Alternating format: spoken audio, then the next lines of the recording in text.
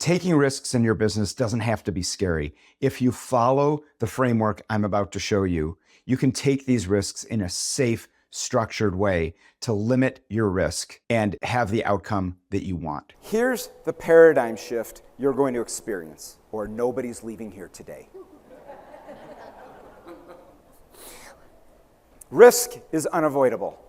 The question is, which risk are you taking? The risk of action or the risk of inaction? Leaders obsess over what they could lose if they try that one new idea, but they never put on paper what they're losing right now by doing nothing.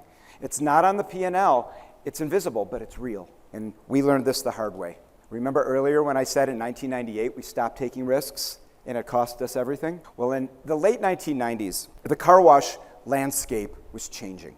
There was these exterior-only car washes popping up all over town, all over the country, charging just $5. And in the city of Detroit, some were only charging $2.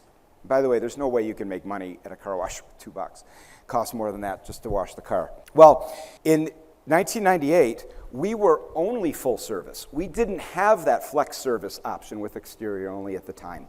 And we were $11 competing against these $5 car washes coming into the marketplace, or $2 car washes. So we had a choice. Either add the exterior only option and risk our customers trading down, do nothing and hope our revenue didn't decline, or option 3, avoid the problem altogether and sell the business. Even thinking about selling the business was a heavy choice.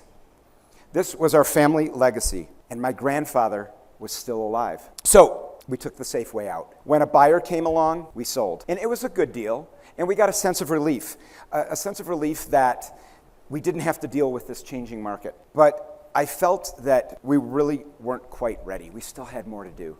So let's fast forward a year or so, and we start getting comments from former customers and friends. Now, I had moved to Denver by then, but my dad was still in Detroit. So people were coming up to him all the time and saying, "Bruce, it's not the same without the Milens. Bruce, they do a terrible job. Bruce, when are the Milens going to buy the places back?" Well, he would call me after these encounters, and we would discuss what the new company's doing wrong and how they could do better. And it made us feel deflated. All our hard work, my grandpa's reputation, his risks, our legacy being destroyed, just going down the toilet. And this left a sinking feeling in my stomach.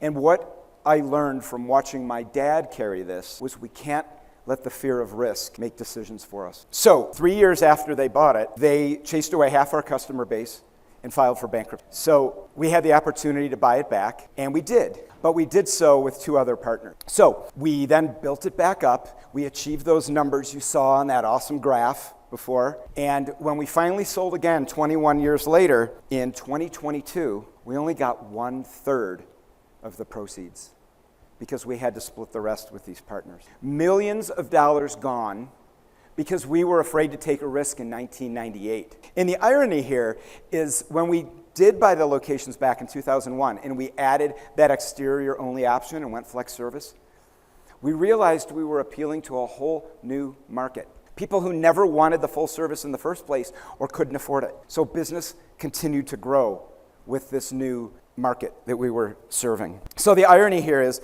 the very risk we were afraid of was the growth lever we needed all along. The very risk we were afraid of was the growth lever we needed all along.